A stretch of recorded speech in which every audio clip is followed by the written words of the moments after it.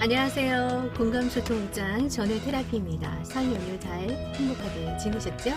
오늘 저와 함께 오픈하자마자 음력설, 양력설 다 끝난 이 시점에서 가장 필요하다고 생각하는 2030 초계전환, 아주 요즘 핫한 책이죠. 서점에 가면 아마 저도 이거 친구 부탁으로 사게 되었습니다.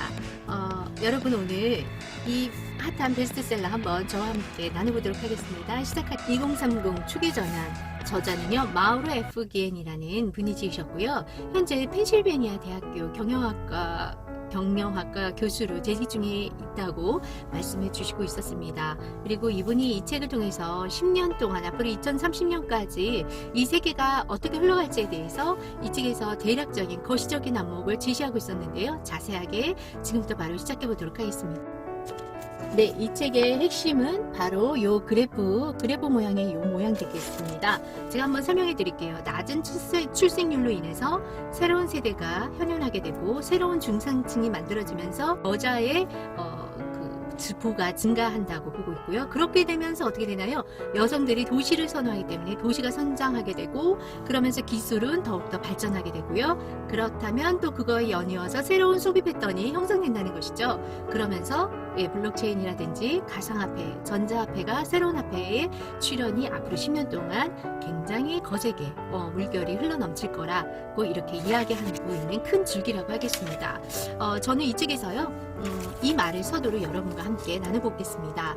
진정한 발견의 여정은 새로운 풍경을 발견하는 데 있는 것이 아니라 새로운 눈을 갖는 데 있다. 이게 제 마음에 방점을 찍었습니다. 우리는 인생이 늘 새로운 건 없습니다. 그 안에서 새로운 눈을 갖고 새롭게 재창조하는 길만이 우리가 앞으로 살아남을 수 있는 어떤 기본 틀이라는 생각을 해보게 되었거든요. 2030년까지 60세 이상 그 실버 노년 인구가요 35억 명 정도 그렇게 많이 폭발적으로 증가할 거라고 예상하고 있었습니다. 여기에서는 중산층은 그 소득 수준이라고 이야기하고 있지 않았어요. 앞으로의 중산층이라고 이야기하면 느낌이지 소득 수준이 아니라고 이야기하면서요, 삶의 질은 육체적, 인지적 능력 쇠퇴로 인한 결과들이 외로움을 견뎌내고 계속해서 인생의 즐거움을 찾아가는 능력에 따라서 달라진다고 이야기하고 있었습니다. 제가 이 책 이야기를 설명하면서 살짝 참고 문헌을 하나 덧붙이면요, 직장이 없는 시대가 온다, 사라 캐슬러가 지은 책인데요. 이 책에 보면 밀레니얼 세대의 특징은 안정적인 삶이란 게 손에 잡으려 해도 잘 잡히지 않는 것이라고 생각한다고 그 전체적인 밀레니얼 세대의 이데올로기를 이렇게 정의하고 있었어요. 그래서 이 책에서 말하고 있는 앞으로의 세계가 흘러가는 그것과 밀레니엄 세대를 이해하면은 조금 많이 도움이 되실 것 같아서 제가 참고 문헌을 지금 이야기하고 있는 것입니다. 그래서 앞으로는요 온라인 자벽부, 제가 기그 인커넘이라 그래서요 이게 치고 빠지는 거죠. 이렇게 직장이 없는 시대가 앞으로 도래하면서 당연히 새로운 시대의 문을 열게 되는 거죠. 평생 직장 없어진다는 것이죠. 우버하다라는 이야기가 이제 창조되는데요.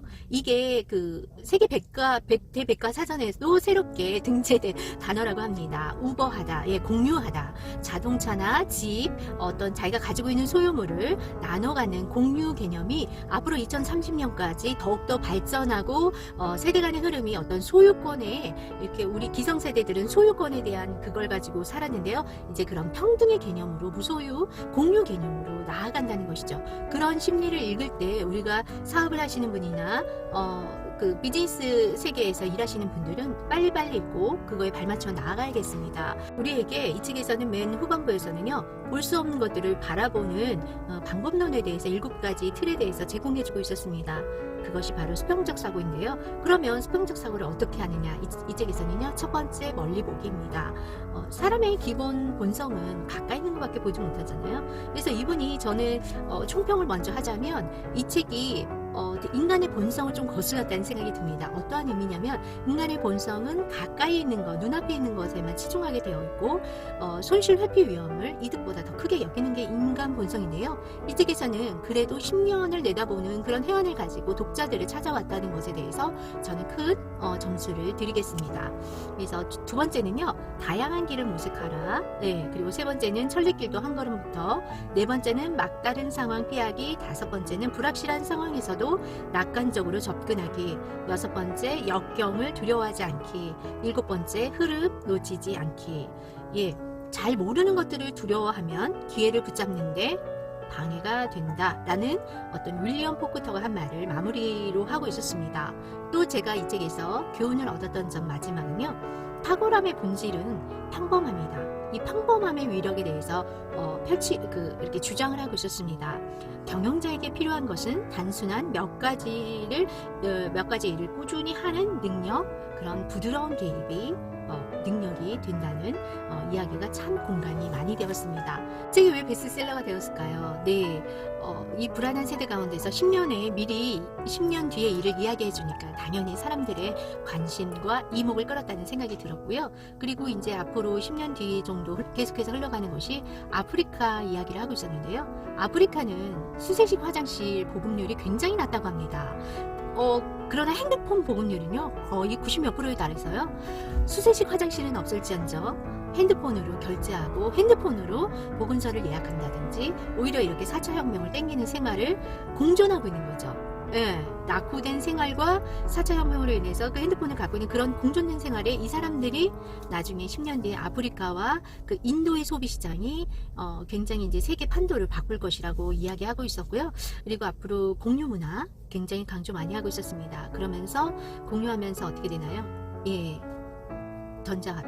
전자화폐에 대해서 거의 마지막 챕터 하나를 다 할애해서 이야기하고 있었습니다. 실제로 중국에서도 지금 전자화폐 진행 중이고, 저도 뉴스에서 우리나라도 국가적인 차원에서 전자화폐를 깊이 출범하려고 한다는 이야기를 들었었고요. 이렇게 우리가 어떠한 변화가 있어서 그것을 터부하는 그런 보수적인 경향보다는 좀 더 변화에 발맞춰서 우리가 인공지능도 터부할 것이 아니라 우리 것으로 만들어서 이용할 수 있는 두려운 마음이 아니라 진취적인 마음을 가지고 우리가 앞으로 남은 생애를 살아내야 되지 않을까라는 도전 정신을 조금 이 책을 통해서 배우게 되었습니다. 이 책에 대해서 동의되지 않는 부분은요, 밀레니엄 세대에 너무 맞춰져 있지 않았나, 초점이. 그래서 앞으로 10년 뒤에 그 사람들이 중년이 되고 중장년이 되면서 소비 문화를 메인 타겟팅을 할 수밖에 없었다는 그런 한계점도 좀 읽었고요. 그러나 전체적인 큰 맥락은 동의가 되어지고 저에게도 많은 흐름을 읽는 데 도움이 되었습니다. 여러분, 네, 기회 되시면 이 책 그냥 편안하게 전절해서 오고 가면서 한 챕터씩 8챕터까지 있거든요. 편안하게 읽으시면 도움이 되시리라 생각합니다. 연초여서 이런 경제에 관한 책 여러분과 함께 읽으려고 뽑아봤습니다. 여러분, 오늘도 남은 시간 화이팅 하시고요. 저 옷장 전원 테라피 올해도 많이 응원해주세요. 여러분, 감사합니다.